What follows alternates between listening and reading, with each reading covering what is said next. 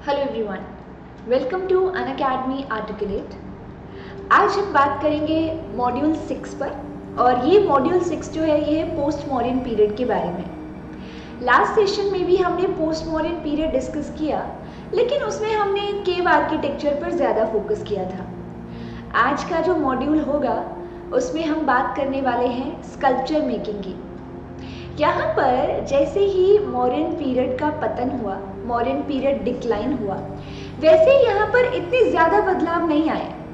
Last session में हमने सजेस्टिविटी, symbolism के बारे में भी डिस्कशन किया था, जिसमें हमने देखा कि इंडिया में बहुत सारे ऐसे स्कल्पचर्स थे जो कि सिर्फ सजावट के लिए नहीं बनाए गए थे, बल्कि उनका डीपर मीनिंग भी होता था। वो कुछ और भी सजेस्ट करते थे और इसी वजह से ये सजेस्टिविटी और सिंबोलिज्म भारत के आर्किटेक्चर में, स्कल्पचर में बहुत भारी मात्रा में देखने को भी मिलता था। हमने शालाभंजिका और आम्रभंजिका के भी एग्जाम्पल्स पढ़े। ये चीज़ मॉडर्न पीरियड के पतन के बाद भी काफ़ी लंबे समय तक चलती रही, यानी कि पोस्ट मॉडर्न पीरियड में भी हमारे पास कुछ ऐसे स्कल्पचर्स हैं जो कि सजेस्टिविटी और सिंबोलिज्म का उदाहरण है, जैसे कि भरूच। भरूच में एक स्तूप हुआ करता था जो कि आज नहीं है।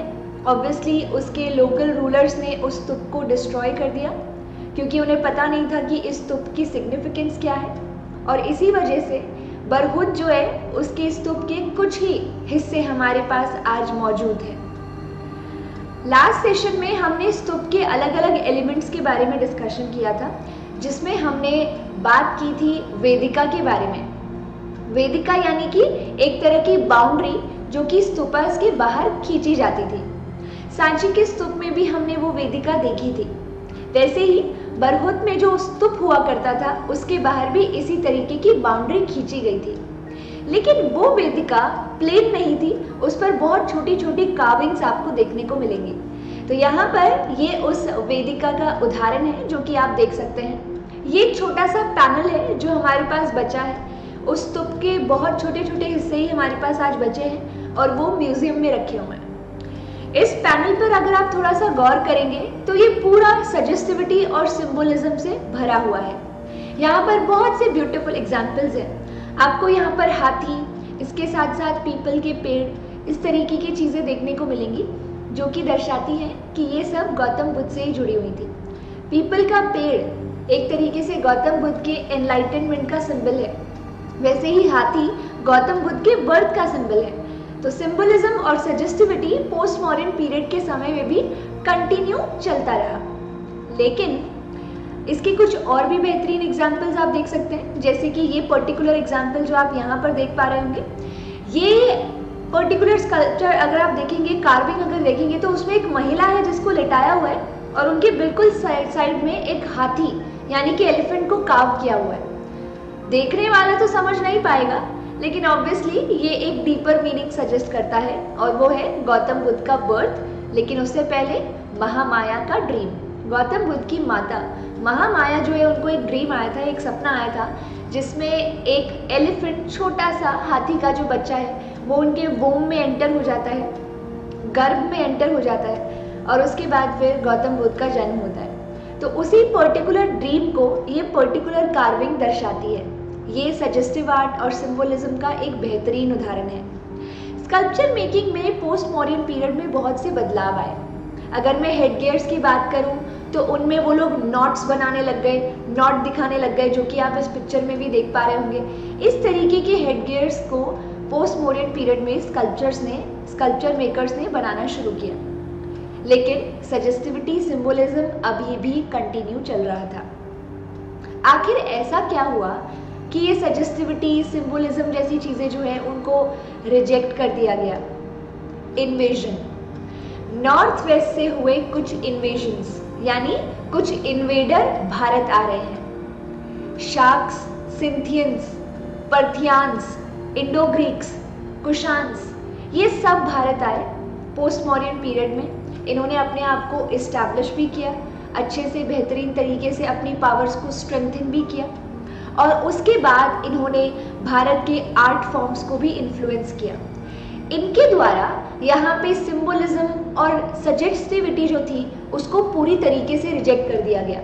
इन्होंने कहा कि जब हम गौतम बुद्ध और उन्हीं जैसे बहुत से दूसरे डिटीज जो हैं उनके प्रॉपर स्कल्पचर्स बनाकर उनकी पूजा कर सकते हैं, तो उनके सिंबल्स की पूजा करने का क्या मतलब है। यानी एक हाथी का स्कल्पचर, एक लोटस का स्कल्पचर, एक पीपल का पत्ता, इन सब की पूजा करने की क्या ज़रूरत है जब हम प्रॉपर स्कल्पचर्स उन गॉड एंड गॉडेस के बना सकते हैं। तो ये सब चीज़ें, सजेस्टिविटी और सिंबोलिज्म, इनके द्वारा पूरी तरीके से रिजेक्ट कर दी गई और तब जाकर प्रॉपर स्कल्पचर मेकिंग की प्रोसेस यहाँ पर आपको देखने को मिलती है। कुशान्स के टाइम पे दो शैली सामने आई, गांधर स्कूल ऑफ आर्ट और मथुरा स्कूल ऑफ आर्ट। तो चलिए देखते हैं कि ये गांधर और मथुरा स्कूल ऑफ आर्ट क्या है। स्कूल का मतलब है शैली, इट मीन्स स्कल्पचर मेकिंग की जो प्रोसेस है वो बेसिकली सेम है, लेकिन अलग अलग इलाकों में उन मूर्तियों में कुछ ऐसे यूनिक फीचर्स पाए गए जो बाकी की जगहों की मूर्तियों से उन्हें अलग बनाते हैं। जैसे कि गांधर की जो मूर्तियां थी, स्कल्पचर्स थे, उनके अपने कुछ यूनिक फीचर्स थे, इसीलिए वो एक अलग शैली बन गई। उसी तरीके से मथुरा में जो स्कल्पचर्स बनाए गए उनके अपने यूनिक फीचर्स थे और वो अपनी अलग एक शैली बन गई। तो यहाँ पर दो शैली जो कुशान्स के द्वारा पैट्रनाइज की गई वो है गांधर और मथुरा। चलिए बात करते हैं कि इन पर्टिकुलर स्कूल्स ऑफ आर्ट के क्या क्या इंपॉर्टेंट फीचर्स हैं। Gandhar school of art, Gandhar school of art के ऊपर आपको इंडो ग्रीक्स का, उनके स्कल्पचर मेकिंग टेक्निक्स का बहुत ज़्यादा इन्फ्लुएंस और असर देखने को मिलेगा। आखिर ऐसा क्यों? अलेक्जेंडर के इन्वेजन के बाद नॉर्थ वेस्ट वाला जो हिस्सा था उसमें ग्रीक्स की पॉपुलेशन बढ़ती चली गई और ग्रीक्स की पॉपुलेशन बढ़ने की वजह से वहाँ पर बहुत ज़्यादा ग्रीक लोगों के रहने की वजह से उन्होंने आर्किटेक्चर, स्कल्पचर मेकिंग को भी इन्फ्लुएंस किया। ग्रीक्स जो थे वो सब यहाँ पे हेलेनिस्टिक स्कूल ऑफ आर्ट वाले फीचर्स के स्कल्पचर्स बनाया करते थे और उसी का प्रभाव गांधर स्कूल ऑफ आर्ट में भी देखने को मिलता है। यहाँ पर मैं आपको दो स्कल्पचर्स दिखाती हूँ। ये जो पर्टिकुलर पिक्चर आप लोग यहाँ देख रहे हैं, इसमें एक side Gandhar school of art की मूर्ति है और दूसरी ओर आपको हेलेनिस्टिक स्कूल ऑफ आर्ट का स्कल्पचर देखने को मिलेगा।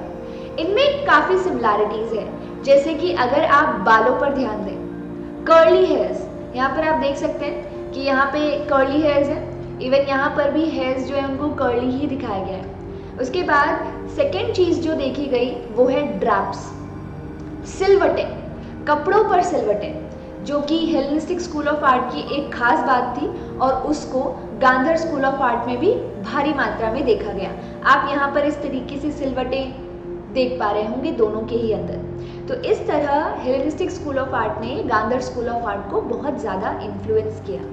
यहाँ पे ब्लूइश ग्रे कलर और इसके साथ साथ सिंपल ग्रे कलर का जो सैंडस्टोन है उसकी मदद से भी मूर्तियाँ बनाई गई। इसी के कंटेम्प्रेरी एक और शैली थी मथुरा स्कूल ऑफ आर्ट। यहाँ पर इसकी अगर बात करें तो इसके ऊपर किसी तरीके का फॉरेन इन्फ्लुएंस नहीं देखने को मिलता, ये बहुत हद तक इंडिजीनियस ही थी। रेड सैंडस्टोन की मदद से इसको तैयार किया गया था। यहाँ पे जितने भी स्कल्पचर्स हैं नॉर्मली रेड सैंडस्टोन से ही बने हुए थे। गांधर स्कूल ऑफ आर्ट के मुकाबले ये जो मूर्तियाँ हैं ये ज़्यादा ऑर्नामेंटेड थी, यानी कि ज़्यादा डिटेलिंग्स आपको इसके अंदर देखने को मिलेंगी। तो ये मथुरा स्कूल ऑफ आर्ट भी कुशान के टाइम पर ही आया। चलिए देखते हैं कुछ दूसरे फीचर्स जो इसी पर्टिकुलर आर्ट से जुड़े हुए हैं। तो यहाँ पर ये पर्टिकुलर टेबल है, इस टेबल को थोड़ा सा समझिए। यहाँ जब हम गांधर और मथुरा स्कूल ऑफ आर्ट की बात करते हैं तो दोनों ही कुशान पीरियड से बिलोंग करते हैं। Gandhar school of art north west frontier region में था और Mathura school of art Mathura में। कुशान्स के दो कैपिटल्स थे। यहाँ पर एक कैपिटल जो आप देखते हैं वो था पेशावर और दूसरा था मथुरा। तो मथुरा रिलीजियस एक्टिविटीज़ का हब बन गया कुशान्स के टाइम पे। सिर्फ बुद्धिज़्म ही नहीं, हिंदुज़्म और जैनिज़्म जो है वो भी आप मथुरा में देखेंगे। यहाँ as I told you Gandhar school of art पर ग्रीक इन्फ्लुएंस था, वहीं Mathura school of art was purely indigenous. इसके साथ साथ गांधर स्कूल ऑफ आर्ट पर बुद्धिज़्म का इन्फ्लुएंस ज़्यादा था, मतलब बुद्धिज़्म से जुड़ी हुई ज़्यादा मूर्तियाँ आपको देखने को मिलेंगी। और वहीं मथुरा स्कूल ऑफ आर्ट में हिंदू डिटीज भी हैं, बुद्धिज्म से जुड़े हुए स्कल्पचर्स भी हैं, जैनिज्म और कुछ सेक्युलर स्कल्पचर्स भी आपको देखने को मिलते हैं। मटेरियल की बात करें तो गांधर स्कूल ऑफ आर्ट में ब्लूइश ग्रे सैंडस्टोन का यूज़ किया गया है, जबकि वहीं स्पॉटेड रेड बफ सैंडस्टोन का use Mathura school of art में किया गया। वहीं जब हम स्कल्पचर्स की बात करते हैं तो वहाँ पर भी बहुत से डिफरेंसेस हैं। आइए पहले इन्हें पिक्चर के थ्रू जानने की कोशिश करते हैं और उसके बाद इस टेबल को समराइज करेंगे। यहाँ पर अगर आप इस पर्टिकुलर स्लाइड को देखेंगे तो यहाँ पर दो स्कल्पचर्स हैं। एक गांधर स्कूल ऑफ आर्ट से है, जो कि पहला स्कल्पचर आप देख सकते हैं, दूसरा मथुरा स्कूल ऑफ आर्ट से है। यहाँ पर प्रॉपर तरीके से डिफरेंसेस भी आप प्रॉपर तरीके से इनमें डिफरेंसेस जो है वो भी फाइंड आउट कर सकते हैं। जैसे कि अगर गांधर स्कूल ऑफ आर्ट की बात करें तो यहाँ पे आईज जो है वो फुली ओपन नहीं है, ये हाफ ड्रॉपिंग आईज है। वहीं मथुरा स्कूल ऑफ आर्ट में आईज जो है वो पूरी तरीके से ओपन है। गांधर स्कूल ऑफ आर्ट, जो कि ये वाला पर्टिकुलर स्कल्पचर है, गांधर स्कूल ऑफ आर्ट में गौतम बुद्ध जो है उनको काफ़ी सैड एक्सप्रेशन के साथ मेडिटेशन करते हुए दिखाया गया है। यहाँ पर वो एक तरीके से योगिक पोस्चर में बैठे हुए हैं। ज़्यादा कुछ ऑर्नामेंटेशन इसमें नहीं है। कर्ली हेयर्स, ड्रैपरी कपड़े, सिलवटे कपड़ों के अंदर वो सब चीज़ें आपको देखने को मिल रही होंगी। वहीं जब हम मथुरा स्कूल ऑफ आर्ट की बात करते हैं तो उसमें बहुत ही स्टिफ, बहुत ही रिजिड और बहुत ही मस्कुलिन बॉडी जो है वो यहाँ पे गौतम बुद्ध की दिखाई गई है। इसके साथ साथ गौतम बुद्ध के फेशियल एक्सप्रेशंस पर अगर आप थोड़ा ध्यान देंगे तो बहुत ही डिलाइटेड लग रहे हैं, वो काफ़ी बेहतरीन स्टिफ तरीके से वो बैठे हैं यहाँ। इसके साथ साथ उन्हें अकेले नहीं दिखाया जाता, बल्कि उन्हें यहाँ पे बोधिसत्वास यानी कि एक तरीके से वज्रपाणी और पद्मपाणी जो है उनके साथ दिखाया जाता है। तो यहाँ पर अगर हम इन सारे डिफरेंसेस को समराइज करें तो you can see this thing कि गांधर स्कूल ऑफ आर्ट के जो गौतम बुद्ध हैं वो काफ़ी हद तक स्पिरिचुअल है, थोड़ा सा सैड एक्सप्रेशन है उनका। काफ़ी सारे स्कल्पचर्स ऐसे भी हैं जिनमें उनकी दाढ़ी दिखाई गई है, लेस ऑर्नामेंटेशन, बहुत ज़्यादा डिटेलिंग, योगिक पोस्चर में वो बैठे हुए हैं और उनके ऊपर हेलिस्टिक स्कूल ऑफ आर्ट का इन्फ्लुएंस है। इसी वजह से वेवी कर्ली हेयर्स और बड़े बड़े कान आपको देखने को मिलेंगे। वहीं मथुरा स्कूल ऑफ आर्ट में गौतम बुद्ध काफ़ी डिलाइटेड, लेस स्पिरिचुअल दिख रहे हैं। काफ़ी जगह पर मस्कुलर बॉडी उनकी दिखाई गई है, काफ़ी एनर्जेटिक वो लग रहे हैं। पद्मासन में वो बैठे हैं और उसके साथ साथ उन्हें वज्रपाणी और पद्मपाणी यानी दो बोधिसत्वास के साथ भी हमेशा दिखाया जाता है। वहीं जब हम हेलो की बात करें, हेलो, ये जो हेलो आप देख रहे हैं पीछे, ये नॉर्मली डिविनिटी से कनेक्ट करता है किसी भी व्यक्ति को जब इस हेलो को बनाया जाता है। तो मथुरा स्कूल ऑफ आर्ट में जो हेलो है उसको ज़्यादा डेकोरेट किया गया है as compare to Gandhar school of art. तो ये दो शैलियाँ जो थी वो एक दूसरे के कंटेम्प्रेरी थी। इसके साथ साथ नॉर्मली जितने भी स्कल्पचर्स हैं, मथुरा में हो चाहे वो गांधर में हो, वो स्कल्पचर्स नॉर्मली इन मुद्राओं में पाए गए हैं। अभय मुद्रा यानी ये पहला जो आप देख रहे हैं, अभय मुद्रा का स्कल्पचर, ये जो स्कल्पचर है या ये पर्टिकुलर जो पोस्चर है, इसका सिग्निफिकेंस ये है कि बुद्धिज्म कहता है कि अगर आप बुद्धिस्ट टीचिंग्स में विश्वास रखते हैं तो आपको यहाँ पर डरने की ज़रूरत नहीं है। इसी के साथ भूमि स्पर्श मुद्रा, ये जो सेकंड आप यहाँ पर देख पा रहे होंगे जिसमें गौतम बुद्ध भूमि को टच कर रहे हैं, इस पर्टिकुलर मुद्रा का भी अपना एक सिग्निफिकेंस है। और इसका मतलब यहाँ पर ये है कि गौतम बुद्ध ने जब एनलाइटनमेंट प्राप्त की, मतलब ऑब्वियसली जब उनको नॉलेज अटेन हुई, उस समय में कोई भी नहीं था जिसने उस चीज़ को देखा हो, विटनेस किया हो। लेकिन अगर कोई वहाँ पर था तो वो है पृथ्वी, मदर अर्थ। तो यहाँ पर ये उसी पर्टिकुलर चीज़ को सिग्निफाई करती है कि भूमि, ये जो भूमि है, ये जो पृथ्वी है, इसी ने यहाँ पर अकेले रहकर गौतम बुद्ध के एनलाइटनमेंट को, निर्वाण को विटनेस किया। दैट इज भूमि स्पर्श मुद्रा। उसके बाद नेक्स्ट है ध्यान मुद्रा, जो कि नॉर्मली गौतम बुद्ध को मेडिटेट करते हुए दिखाती है।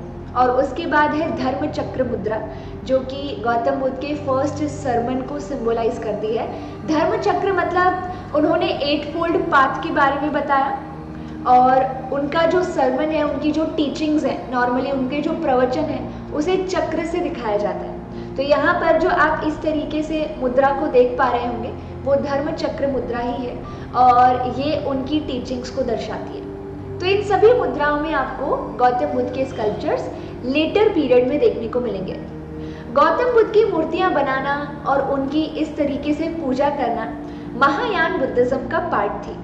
तो हमें कभी भी ये नहीं भूलना चाहिए कि आर्ट एंड आर्किटेक्चर की फील्ड में जो भी डेवलपमेंट्स हो रही हैं वो कहीं ना कहीं यहाँ पर जुड़ी हुई हैं बाकी की कंटेम्प्रेरी डेवलपमेंट्स के।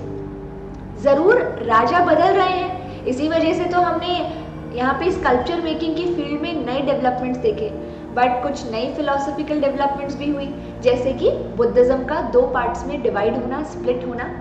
एक यहाँ हीनयान बुद्धिज्म है और दूसरा महायान।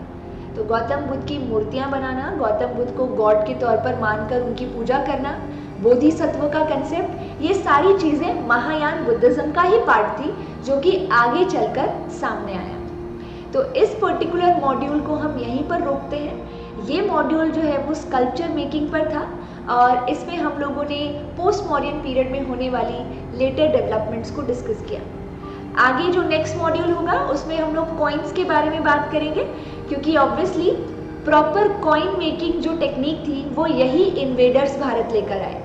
इंडो ग्रीक्स, कुशान्स, शाक सिंथियंस, इन सभी के बेहतरीन कॉइन्स जो हैं उनके बारे में हम लोग बात करेंगे, क्योंकि कॉइन मेकिंग जो थी या कॉइन मिंटिंग जो है वो एक तरीके से ट्रेड एंड कॉमर्स से जुड़ा हुआ था और वो एक पर्टिकुलर स्टेट की इकोनॉमी को भी दर्शाता था। पहली बार भारत में गोल्ड कॉइन्स बनाए जा रहे हैं। मॉडर्न पीरियड में भी कॉइन्स हुआ करते थे, लेकिन वो पंच मार्क कॉइन्स थे। प्रॉपर कॉइन्स बनाए गए इंडो ग्रीक्स के द्वारा और उन्होंने ही भारत में उन कॉइन्स को इंट्रोड्यूस किया। तो नेक्स्ट मॉड्यूल हमारा उन्हीं कॉइन्स के ऊपर होगा। तब तक के लिए स्टे ट्यून्ड, टेक केयर।